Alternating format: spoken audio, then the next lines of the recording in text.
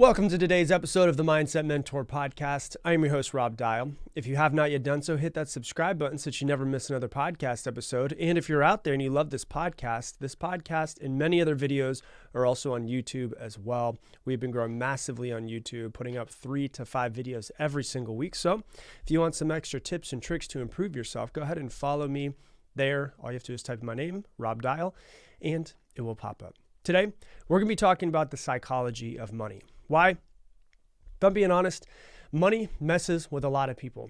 For me, I would say that money dominated my thoughts for like the first 32 years of my life, where obviously it wasn't like all I was thinking about all day long was only money, but it was like it dictated the way I thought about the world. It dictated the way I took actions in the world, everything that was happening to me.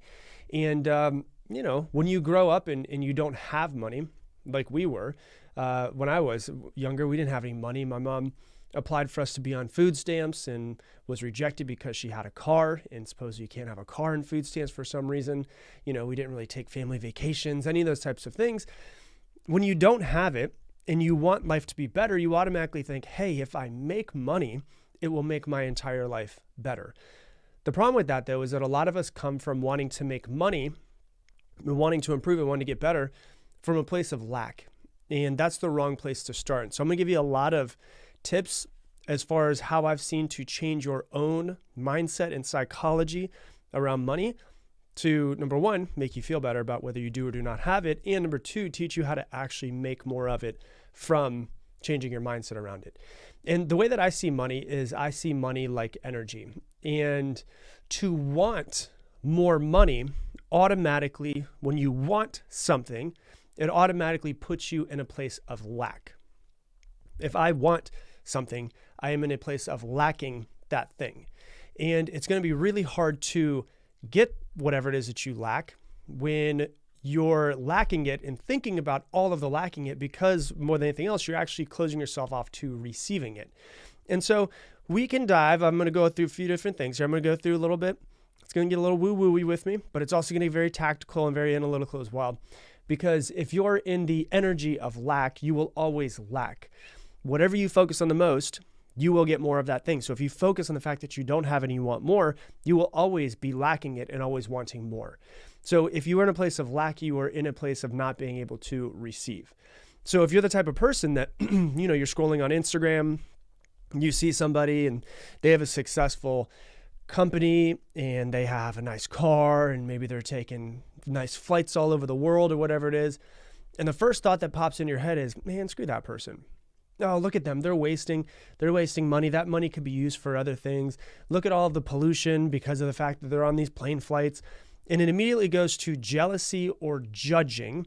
That is the first indication that you are in the completely wrong frequency to be able to make money, because you're jealous. And jealousy comes from a place of severe lack. And so if you're the type of person who just sees other people online and then judges them based off of what they're doing with their lives, what they're doing with their money, about how they are destroying the environment and how they're not donating enough money, and how if I had the money that they have, I wouldn't be doing the same things that they are. That judging and that jealousy comes from a severe place of lack. And if you continue to stay there, it's going to be really, really hard for you to create the life, the abundance, everything that you want in your own life.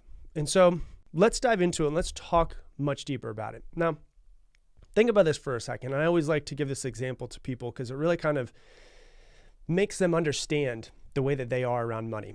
I'm going to give a completely different example. It's going to make a whole lot of sense, right? Let's say you have two different children. You have little boy who's child A and you have a little boy who's child B.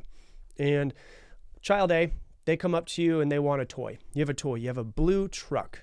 And you give him this blue truck and he takes the blue truck and he's like, I don't really like the color blue.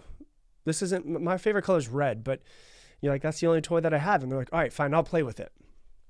They take the toy truck and they go play with it, and they do what little boys do. They slam it into things and they scratch it up and they mess it up. And another little boy comes up and he's like, hey, can I play with your toy? And the boy that you give it to, child A, is like, no, this is my toy. You can't play with my toy.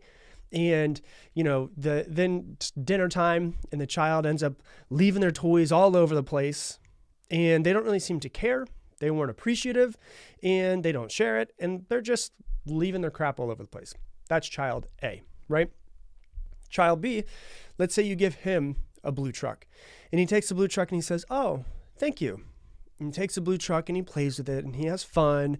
He plays with his other toys with the blue truck. And then another little boy comes up and he's like, hey, can I play with your blue truck? And he's like, yeah, you can play with my blue truck. And he shares his blue truck and he lets him play with the blue truck. Then it's dinner time and the boy takes 2 minutes, takes all of his toys, puts them back to where they were. It makes it at least a little bit more clean than it was.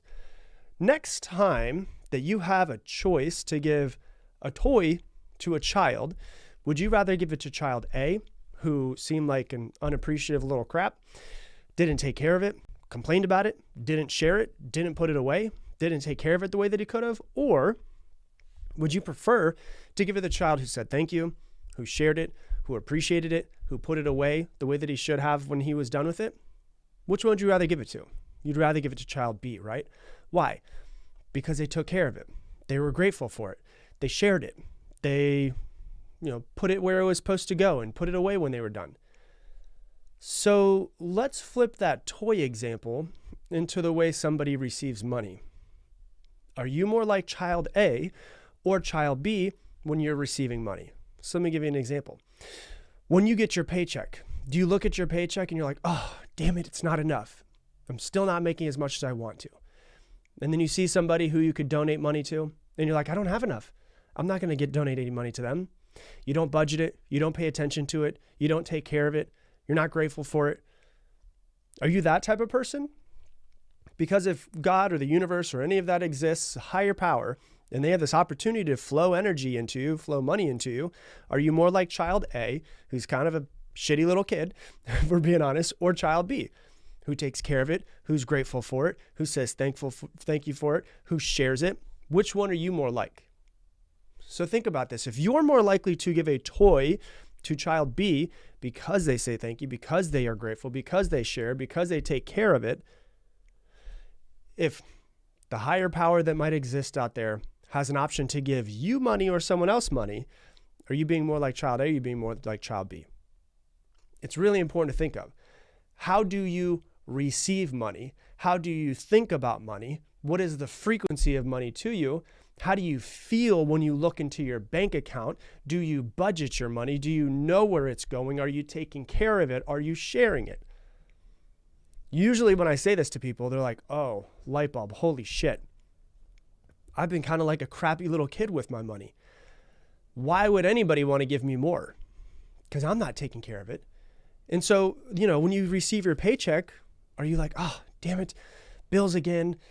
I'm not going to have as much as I want to. I'm going to be able to pay my bills, but God, I wish I was making more. I wish I had more in my bank account. I wish I was doing something different with my life. I fucking hate my job and this is what I'm getting paid for. How do you receive your paycheck? Think about that for a second. What is the energy of receiving your paycheck for you? How do you feel when you look at your bank account? I'll give you another example to kind of think about the energy that you're in. When you go and you're walking down the street and you happen to see a penny, 5 cents, 10 cents, whatever it is on the side of the road, do you just walk by it? Or do you pick it up and put it in your pocket? I remember hearing this years ago, and it changed the way that I started perceiving and also receiving money. So I used to just walk over money. But think about this, for instance. If the universe, God, is going to give you 5 cents and put it as an option there on the floor, you might be like, oh, but it's dirty. Are you just going to walk over it and just let it go? Or are you going to pick it up, put it in your pocket, and say thank you? Because here's one thing I'll tell you. I'm going to say this a couple of times throughout this episode. If you cannot be trusted with a little, you will not be trusted with a lot. And so if you're going to walk over and be like, oh, it's not worth it for me to pick that up.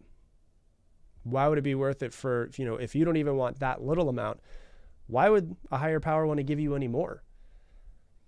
Think about that for a second. Do you stop? Do you pick it up? Do you say thank you? One of the things that I learned years ago, I started doing this about 5 years ago, is every time that my company gets a payment inside, I rarely get notifications on my phone, but every single time that my company gets a payment in some sort of way, my Stripe and my PayPal, both of those things set off, and I know that a payment just went into my company's bank account. And if I see it, if I'm in the middle of doing something and I'm just sitting there and I see it go off, as soon as it comes in, it could be for a couple $1,000, it could be for $47, whatever it is.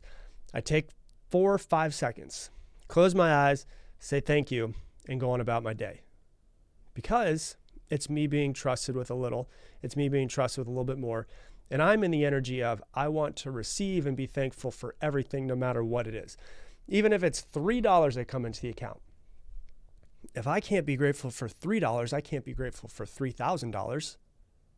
What if all of this money thing and the way that we view it was just a test from the universe to see how you respond to it? I'll give you another example that really changed a lot for me. When you see someone that's on the side of the road, homeless, whatever they might be, do you ever give them money? Or are you the type of person that's like, well, yeah, I don't know what they're going to do with that money, so I don't want to give them money because I don't want them to go buy drugs. I don't want them to buy alcohol, any of that stuff. What do? Think about that for a second. What is it that you do? What is your typical response whenever you're around somebody who has less than you?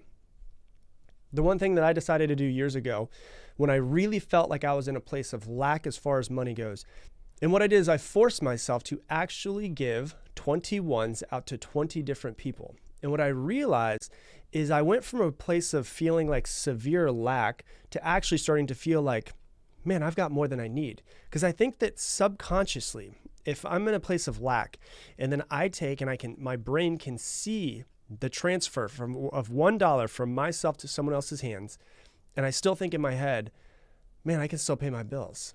I can still eat. I can still take care of myself.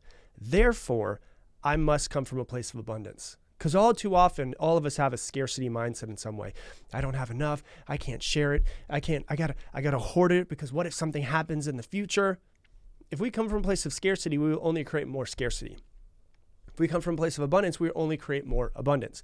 And so what I started doing is I made it years ago a practice just to give out, whenever I'd run out of money inside of my car, I would go out and get $20 more, and then $20 more, and $20 more, all in one, so I could just hand it to people.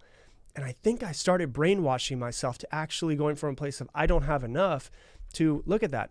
I just gave some to somebody and I can still pay my bills. I can still eat, which means that I must come from a place of abundance. I must have so much abundance in my life that I can give to somebody else and still be able to take care of myself. Because that's what abundance means, right? Not just paying the bills, but having a little bit more. Not having millions of dollars more, but just having a little bit more. And so how can I start to brainwash into my subconscious that I am not completely broke? I might have a couple extra dollars, that I do come from a place of abundance. Because if I focus on scarcity, I'll get more scarcity. If I focus on abundance, I will get more abundance. And so a lot of people are like, well, I don't have enough money to donate though. Like once I become a millionaire, then I'll start donating money. Once I become a millionaire, then I'll start taking care of people. Once I become a millionaire, then I'll start doing this. I had a really good, super successful mentor of mine that is a hardcore philanthropist as well. So tons and tons and tons of money donated. His goal in life is to donate $100 million before he dies. And he says, if you won't donate $1 from $10, you won't donate $100,000 from $1 million. So becoming somebody who donates and who gives doesn't start when you are successful. It is actually something that you start on the journey to becoming successful, on the journey to becoming abundant. And so if you take that and you realize, okay, this guy's goal is to donate $100 million in his lifetime. He's currently, as of right now, recording this, worth over $100 million himself. And his goal is to be able to donate, by the time he dies, $100 million. And he said, if you won't donate $1 from 10, you won't donate 100,000 from $1 million. But if you can't be trusted with a little, there's no way that you're going to be trusted with a lot.